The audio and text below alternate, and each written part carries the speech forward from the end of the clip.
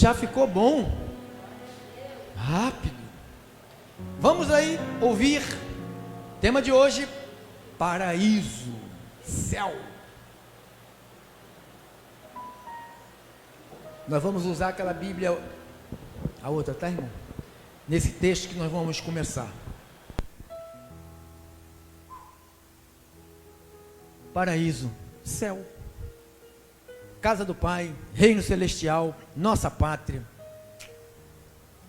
seio de Abraão. Quantos nomes, né? Paulo, quando escreveu à igreja de Coríntios, segunda carta do apóstolo Paulo à igreja de Coríntios, no capítulo de número 12, nós vamos usar uma outra versão de linguagem mais atual, para você poder ter um grande entendimento sobre isto. Depois nós vamos voltar para a outra linguagem. Então diz assim a palavra do Senhor, o tema é paraíso, céu.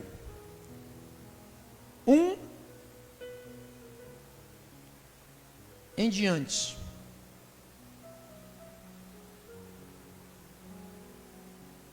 Embora não adiante nada, eu preciso me gabar de mim mesmo. Aí? Embora não adiante nada, eu preciso me gabar de mim mesmo. Agora vou falar a respeito das visões e revelações que o Senhor me tem dado. Paulo está falando que o Senhor deu algo para ele.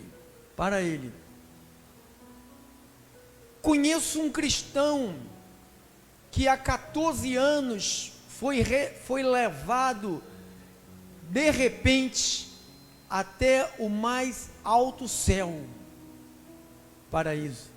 Não sei se isso de fato aconteceu ou se ele teve uma visão. Somente Deus sabe. Repito, quando você começa a ler isto aqui, dá um entendimento que parece que Paulo não está falando, está falando de alguém. Quando ele diz, eu conheço um homem, parece que ele está mostrando que não é ele, que é uma outra pessoa. Nessa Bíblia aí você tem o entendimento total. Olha aqui, ó. Repito, sei que esse homem foi levado de repente aonde? Ao paraíso. Não sei isso de fato aconteceu ou se foi uma visão somente Deus o sabe. E ali ele ouviu coisas que palavras humanas não conseguem contar. Então, se ele desceu, o que ele ouviu, diz que ele ouviu coisas que palavras humanas não conseguem contar. Olha agora, aí você vai entender quem é essa pessoa. Eu me gabarei desse homem, mas não me gabarei de mim mesmo, a não ser das coisas que me mostram as minhas fraquezas. No entanto, se eu quisesse me gabar de mim mesmo, isso não seria uma loucura. Ele cita dizendo que é uma outra pessoa, para ele não ficar se gabando dele mesmo. Porque eu estaria dizendo a verdade, mas eu não me gabarei, pois quero que a opinião que as pessoas têm de mim se baseie naquilo que me viram fazer e me ouviram dizer. Então, se eu falar as coisas lá de cima, vocês não vão entender. Então, Entenda as coisas que eu estou fazendo aqui, que vocês vão ver eu fazer. Isso que Paulo estava dizendo. Mas, para que não ficasse orgulhoso demais, por causa das coisas maravilhosas que quem viu? Paulo.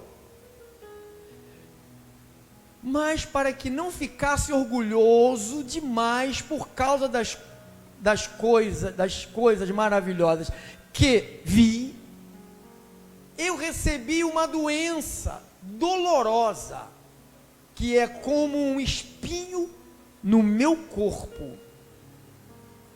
Ela veio como um mensageiro de Satanás para me dar bofetada e impedir que eu ficasse orgulhoso. 3 vezes orei ao Senhor, pedindo que Ele me tirasse esse sofrimento. Mas Ele me respondeu: a minha graça é tudo que você precisa, pois o meu poder é mais forte quando você está fraco. Portanto, eu me sinto muito feliz em me gabar das minhas fraquezas, para que assim a proteção do poder de Cristo esteja sobre mim, esteja comigo. Eu me alegro também com as fraquezas, ou os insultos, os sofrimentos, as perseguições, as dificuldades pelos quais passo por causa de Cristo, porque quando perco toda a minha força, então tenho a força de Cristo em mim. Vamos orar ao Senhor. Paulo, tenho orgulho de te ouvir, e eu tenho a certeza que tu se encontraste com o Cristo, porque ninguém poderia escrever da maneira que tu escrevestes, com esta certeza, com essa firmeza, com essa garra de alguém que verdadeiramente esteve do lado de Deus. Meu Deus, eu oro para que os ouvidos que vão ouvir estejam agora totalmente limpos, sem a cera da religião, sem a cera do falso profeta, sem a cera do adivinhador, do espiritista, do budismo, sem a cera do catolicismo. Meu Deus, que os ouvidos estejam totalmente abertos. Eu oro para que as palavras que saírem da minha boca, elas caiam no coração dos teus filhos e reproduza aquilo para o qual ela veio a esta terra. Traga vida e uma vida abundante. Eu oro em nome de Jesus, e se você crê nisto, digam todos amém, amém, amém, amém. Tá bom o som lá? O gráfico tá bom? Glórias a Deus. Obrigado, irmão. Obrigado a toda a família Restituição, colaboradores dessa casa de oração. Eu percebo que Deus ama demais o povo dele. O desejo de Deus foi sempre colocar o homem num lugar bom. Deus nunca quis o pior para a humanidade. Se você pegar a tua Bíblia, deixa aqui Coríntios, vai em Gênesis, bota lá para outra, tá agora, tá? Vai em Gênesis, capítulo 2, versículo de número 15.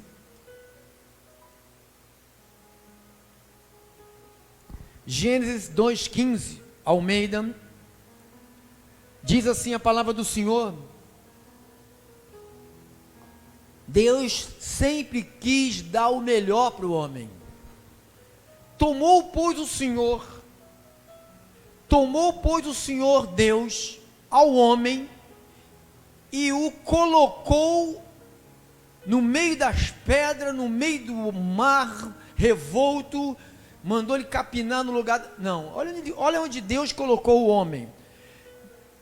Tomou, pois, o Senhor Deus ao homem e o colocou aonde? No jardim do Éden. No jardim do Éden. Colocou no jardim do Éden, é um lugar. E no Éden ele plantou um jardim. O jardim não é no Éden, não é o Éden todo que é o jardim. O jardim está no Éden. Ele colocou um jardim no Éden e colocou o homem ali.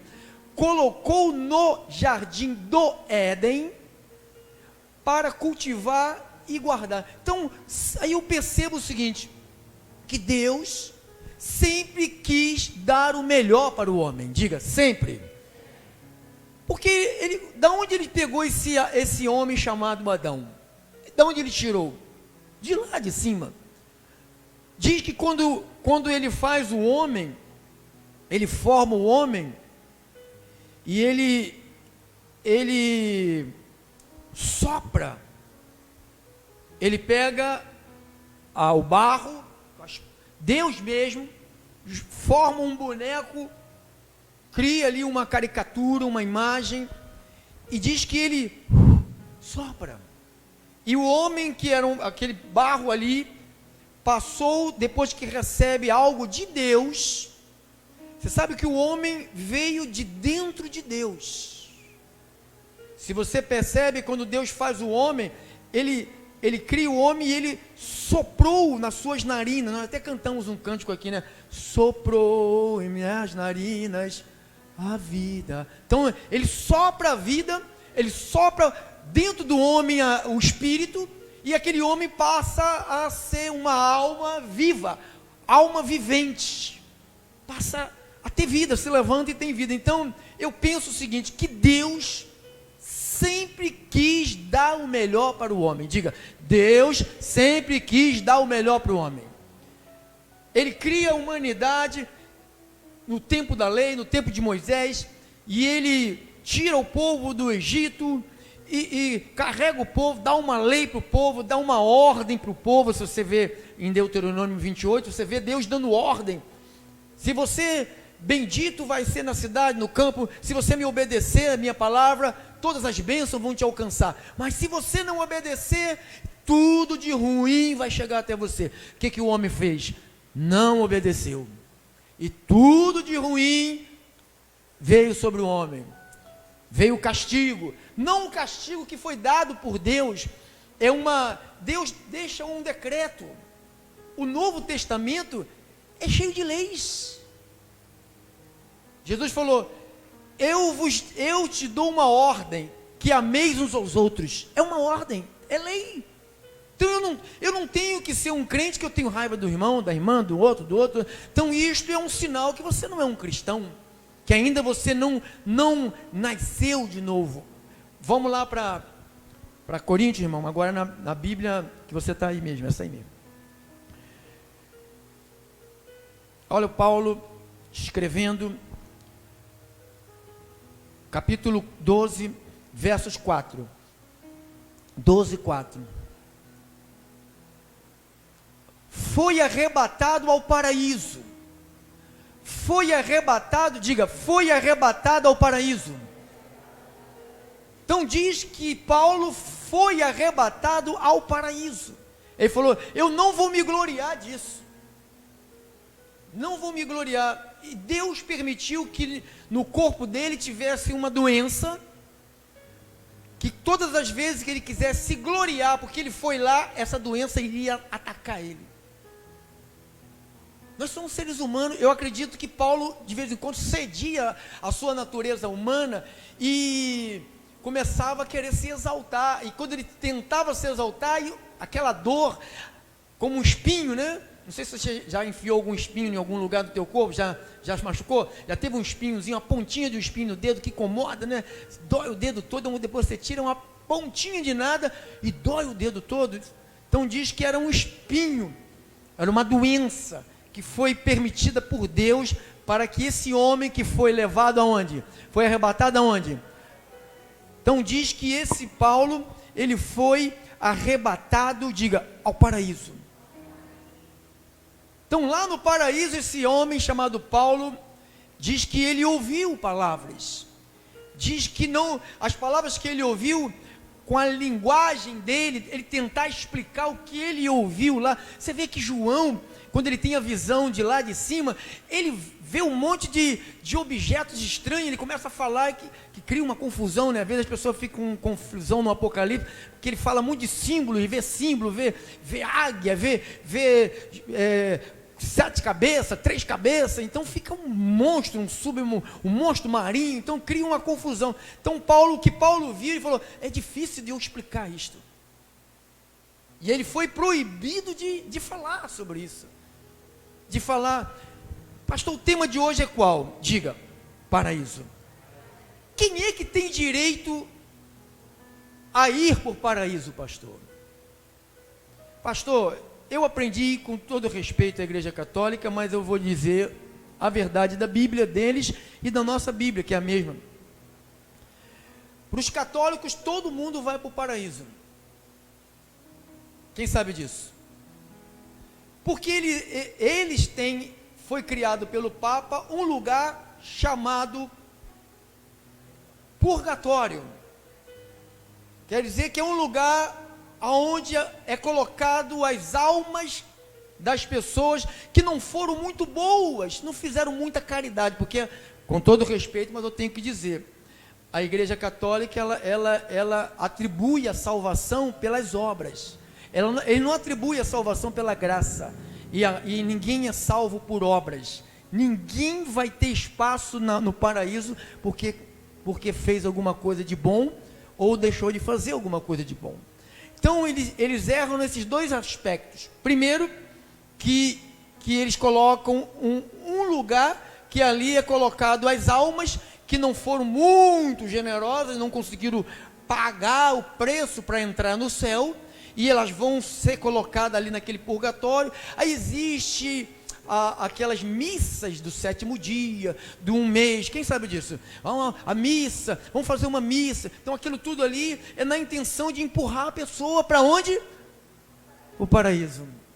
Então eles tratam que o paraíso é assim, se você faz isso, acende uma vela, bota um dinheiro ali, e bota um dinheiro aqui, bota uma oferta ali, então você vai pagando a tua passagem para ir para onde? Paraíso.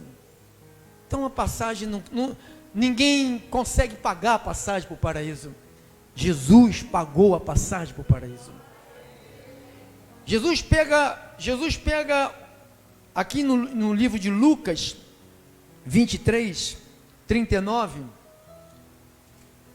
Lucas 23, 39 ao 43. Olha o que diz. Um dos malfeitores, essa situação aqui é na cruz. Está Jesus preso na cruz. De um lado tinha um bandido, do outro lado outro bandido. Então não tinha um bandido bom e um bandido mau. Existia ali 2 bandidos presos na cruz ao lado de Jesus. Olha como é que foi a história. Um dos malfeitores, olha como é que chamava ele, malfeitores, crucificados. Um deles fazia o quê? Blasfemava contra ele. Ele quem? Jesus. Presta atenção aqui, irmão, não olhe para lugar nenhum, olha para cá. Dizendo: não és tu o Cristo? Perguntando: salva-te a ti mesmo e a nós também. Respondeu-lhe, porém, quem? O outro malfeitor. Todos 2 eram malfeitor. Todos 2 eram ruins. Todos 2 foram bandidos. Não sei qual é o crime que esses caras cometeram. Eu sei que eles foram para a cruz para morrer. Então diz o outro, repreendeu-o dizendo. Um repreendeu o outro, dizendo: nem ao menos temes a Deus, estando sobre igual sentença. ele perguntou para o outro: você não teme a Deus, estando em igual sentença? Nós quem? Ele e o outro malfeitor, os dois malfeitores, nós, na verdade, com justiça, ou seja, eu vou morrer porque eu mereço morrer, porque eu fui um ladrão. Esse Jesus aí, ele não era ladrão, ele não estava no nosso bando, ele nunca participou de nenhum roubo com a gente, nenhuma coisa ruim, então ele não é ladrão. A história dele é que ele só fez coisa boa, então ele está aqui, mas ele não é ladrão, nós somos ladrões. Nós, na verdade, com justiça, porque recebemos o castigo que os nossos atos merecem. Então um reconheceu que ele merecia morrer na cruz. Merecia ou não merecia? Merecia. Então o que ele disse? Mas aí ele deve falar, não apontou que ele estava preso, né? Este que está aqui no meio, nenhum mal fez. E acrescentou. Olha, aí o ladrão aproveitou, né? O que aconteceu aqui com esse ladrão? Aconteceu que esse era um eleito de Deus, era um escolhido de Deus, era alguém que o nome dele já estava no livro da vida. E quando alguém tem um nome escrito no livro da vida, ninguém pode apagar, nem o que a pessoa comete, nem as falhas que ela faz, nem a vida errada que ela tem, não apaga o nome. Por quê? Porque, não sei, no último minuto, para esse cara aqui, foi nos últimos segundos ou minutos da sua vida. Diz que aconteceu o seguinte, ele falou: Jesus, lembra-te de mim quando vieres aonde? Ele já estava falando que Jesus ia voltar. Falou: eu sei que você vai morrer, depois você vai voltar. Então, quando você vieres no teu reino, lembra de mim. Olha agora, Jesus lhe respondeu: em verdade, te digo que, quando? Não, você não vai porque você foi um bandido, você tem que ir aonde a Igreja Católica ensina, no purgatório, e ali fica lá purgando, sabe, purgando, quer dizer, tirando o pecado, vai fazendo caridade. Não, ele não pode fazer caridade, porque ele está morto. Quem é que vai fazer a caridade no lugar do morto? A família. Então, há pessoas que pagam fortunas pelo morto, para poder levar o morto para onde? Para o paraíso. Então as pessoas pagam fortuna, porque, olha, meu tio está lá no purgatório, porque ele foi uma pessoa mais ou menos, então ele está no purgatório. O que eu tenho que fazer? Pagar coisa. É igual a igreja evangélica, a maioria delas. Para entrar no paraíso tem que pagar dinheiro. Quem não dá o dízimo vai para o inferno. Quem dá a metade do dízimo vai para o inferno também. Quem dá, vai para o inferno. Então tem que dar muito para ir para o céu. Então é a mesma coisa que a Igreja Católica ensina, a maioria dos crentes também estão aprendendo com a maioria desses vigaristas que estão aí nos púlpitos com o nome de pastor. Jesus lhe respondeu: em verdade, te digo que hoje, diga hoje, estarás comigo, aonde? Não, pastor, não, mas não é hoje. Aí alguns intelectuais, sábios, né, os que estudam a teologia, né, são os teólogos, os que estudam Deus, os caras estudam eu estudei sobre Deus, eu sei tudo sobre Deus, eu não sei nada sobre Deus, nadinha de nada. Então, ele diz, digo que hoje estarás comigo, aonde? Por que ele recebeu esse presente ali, pastor? E por que o outro não recebeu? Porque o outro não reconheceu que Jesus era quem? O Senhor. Olha o que o apóstolo Paulo, quando escreve aos Romanos, capítulo 10, Romanos 10, 8, 9,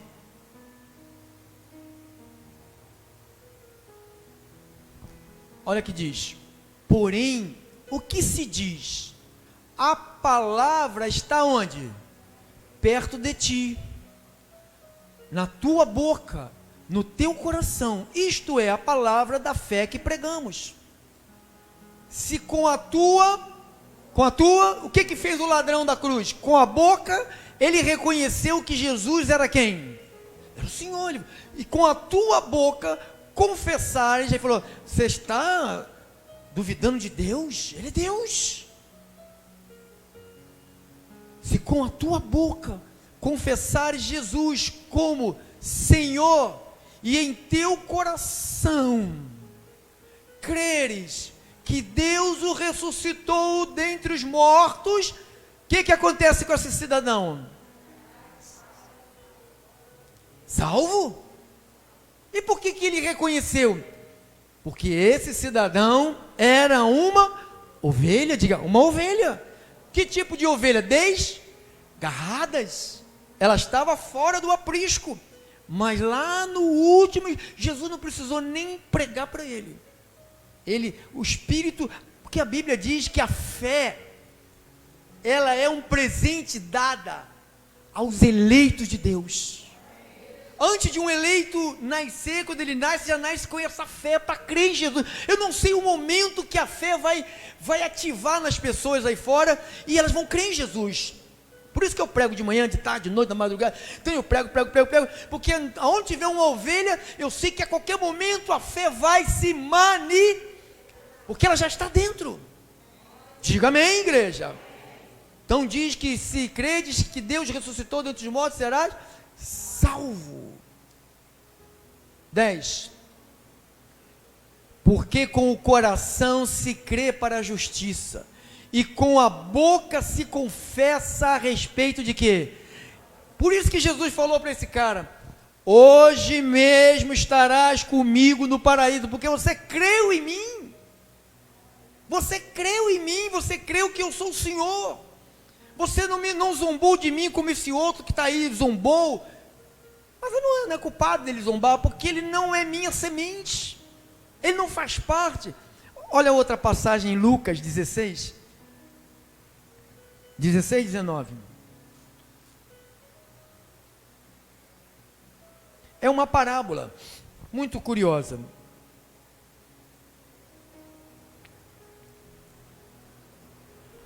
Ora, havia certo homem rico que se vestia de púrpura e de linho finíssimo e que todos os dias regalava esplendidamente. Então era um rico, você conhece alguns já assim, né?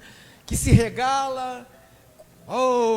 Até alguém hoje me perguntou, um irmão perguntou para mim, que ele estava dentro de um lugar, num ônibus, e ele ouviu dois cristãos conversando, falando por que Deus foi tão generoso com o Silvio Santo, e ele e não é generoso com a gente. Deve ser dois cristãos preguiçosos. Dois preguiçosos, duas lombrigas. A generosidade de Deus está ligada à salvação. Deus não beneficia ninguém. Eu vou dar dinheiro para isso aqui. O testemunho do Silvio Santos, ele fala o seguinte, alguém perguntou para ele, qual é o segredo do teu sucesso? Ele falou, 10% de inspiração e 90% de transpiração. Transpirar quer dizer o quê? Suar, perder gordura, perder caldo, vai perdendo, camisa colada no corpo, suor descendo dos olhos, caindo nos olhos, ardendo. Então esse era o segredo. Se Deus foi generoso com o Silvio Santos, ele abria até a camisa assim, toda molhada, com aquele microfone assim, camisa toda encharcada. O cara está lá com quase 100 anos lá, está lá fazendo o programa, podia estar fazendo o quê? Nada, mas está lá trabalhando. Então esse é o segredo e o preguiçoso falou, Deus não é bom para mim, porque Deus não me deu o dinheiro do Silvio Santos. Vai trabalhar, preguiça. Todos os dias se regalavam esplendidamente. Havia também certo mendigo, um rico, chamado Lázaro, coberto de chagas, que jazia à porta daquele do rico, né? Desejava alimentar-se das migalhas que caíam da mesa do rico. Tem algumas igrejas que dizem que todo pobre vai para o inferno. E a Bíblia aqui mostra que é diferente, né? desejava alimentar da mesa do rico. Até os cães vinham e lamber a úlcera. Como era o nome desse cara aqui? Aí a Igreja Católica criou um santo chamado São Lázaro, que o cachorro está lambendo as pernas de São Lázaro. A Bíblia não diz isso, que ele virou santo para o cachorro lamber a ferida dele. Mas eles criaram um santo para vender, para ganhar dinheiro. Até os cães vinham lamber-lhes as úlceras. Úlcera é ferida. Aconteceu morrer o mendigo. Aconteceu, morreu o mendigo e ser levado pelos quem? O mendigo de Deus morreu. Imediatamente os anjos vieram e levaram para onde? Esse seio de Abraão é um dos nomes do paraíso. Então diz que foi levado pelos anjos para o seio de Abraão. Morreu também o rico, que se regalava, e foi sepultado. No inferno, ele morreu e foi sepultado. Aonde que ele foi parar? Eita glória! No inferno, estando em tormentos, levantou os olhos e viu ao longe Abraão. Viu ao longe quem? Abraão. E quem estava junto com ele? Que Lázaro é esse? Aquele mendigo que estava na porta desse rico. E Lázaro aonde? No seu seio. Aonde? Lá no paraíso. Então, o que é a salvação para a gente, pastor? O que é o paraíso? Quem tem direito ao paraíso? Quem recebeu a Jesus Cristo. Quem confessou Jesus com a boca e creu em Jesus com o seu coração, diz a palavra que é salvo. Diga, é salvo. Todos que confessarem o Senhor com a boca e crê no coração, diz que são salvos. Diga, salvo. Salvo, eu sou salvo. Diga, eu sou salvo. Por que uns não são salvos, pastor? Diz que alguns serão lançados. Olha aqui, bota ali em Apocalipse 20, irmão. 13, 14 e 15. Deu o mar os mortos que nele estavam, e a morte e o além entregaram os mortos que neles havia.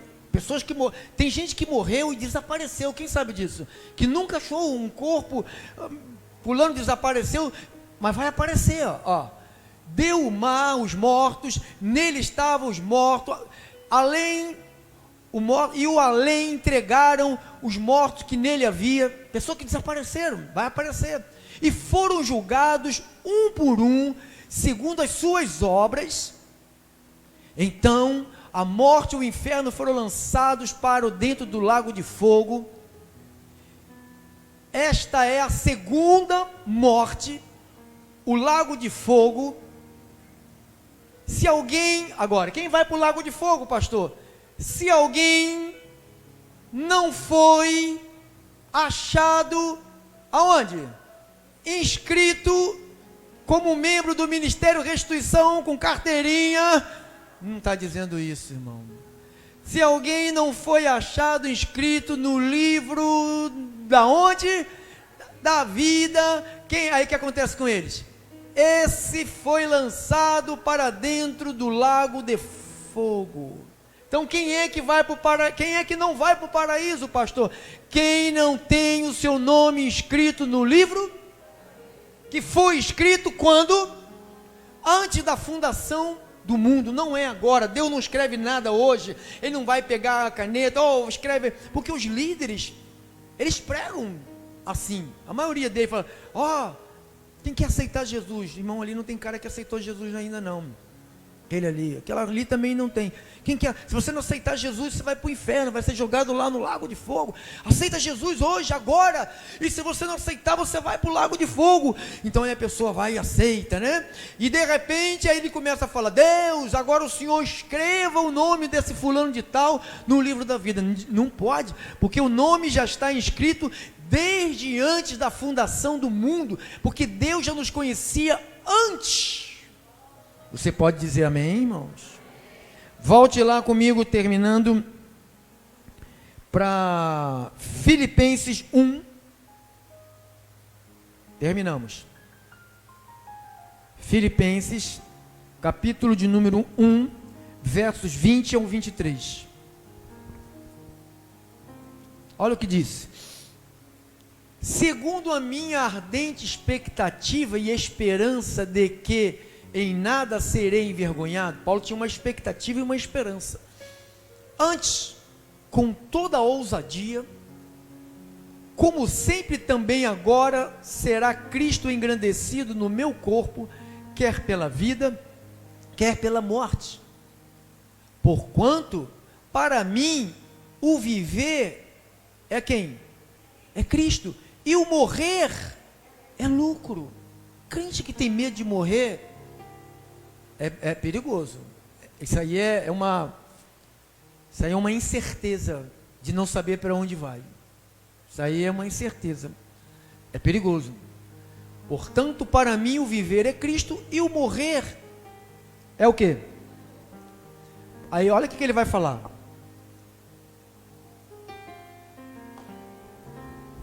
Entretanto, se eu viver na carne, traz fruto para o meu trabalho, já não sei o que hei de escolher.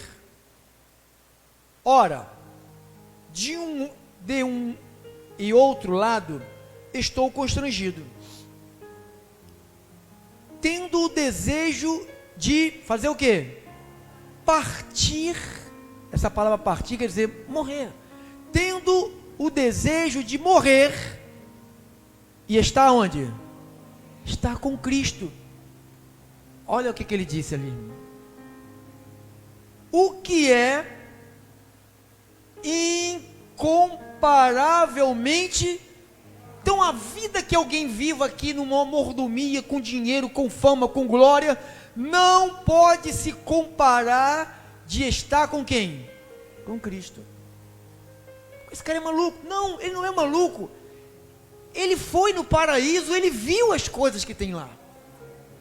Ele foi no paraíso, ele viu o que está esperando por ele e por aqueles que amam a sua vinda, a vinda do Senhor. Então, quando você pensar no paraíso, não pense que você vai entrar porque você paga dízimo, paga oferta, faz jejum, vai para monte, cara no pó, joelho no chão, sabe, você é fielzinho. Não é. Você vai porque você é um eleito de Deus, e você está no aprendizado aqui na terra para viver como um santo e justificado pelo Senhor. Nós estamos num processo de santificação, nós estamos no processo de mudança. Nós experimentamos, sabe o que? Um novo nascimento. Ontem eu disse, nós nascemos 2 vezes, quando mamãe e papai nos colocaram no mundo, e quando recebemos ao Senhor Jesus Cristo. Quem nasce 2 vezes, não experimentará a segunda morte. Quem só nasce uma vez, vai experimentar a segunda morte. Diz que jogar no lago de fogo, diz que essa é a segunda morte, quer dizer, não vai ter mais esperança. É sofrimento, é lágrimas e dor. Para nós que somos salvos, como Paulo falou em 1 Tessalonicenses 5:9, 1 Tessalonicenses 5:9 diz: irmãos, porque Deus não nos destinou para onde? Vamos, irmãos, porque Deus não nos destinou para onde? Para a ira, mas para alcançar o que? A salvação mediante quem? Nosso Senhor. Então a salvação não é por Maria, não é por padre, não é por católico, não é por budista, não é por candomblé, não é por Exu, não é por Santo Antônio, por São Jorge. A salvação é por Jesus Cristo, para alcançar a salvação mediante nosso Senhor Jesus Cristo. Senhor Jesus, obrigado pela tua palavra, obrigado pela tua sabedoria, obrigado pelo conhecimento. Obrigado que nós nascemos 2 vezes, somos uma nova criatura. Criatura velha foi sepultada com Cristo. Quando recebemos o Espírito Santo, o nosso velho homem foi sepultado. Cristo morre, nós morremos. Cristo ressuscita, nós ressuscitamos. Meu Deus, obrigado pelas tuas verdades que foram liberadas neste lugar. Eu oro para que a tua palavra, Senhor, não fique vagando na mente das pessoas, mas que ela possa fluir com entendimento e sabedoria, para que o teu povo possa viver isto e crer no paraíso. E o povo do Senhor digam todos amém, amém, amém. Fica de pé, irmão, vamos terminar.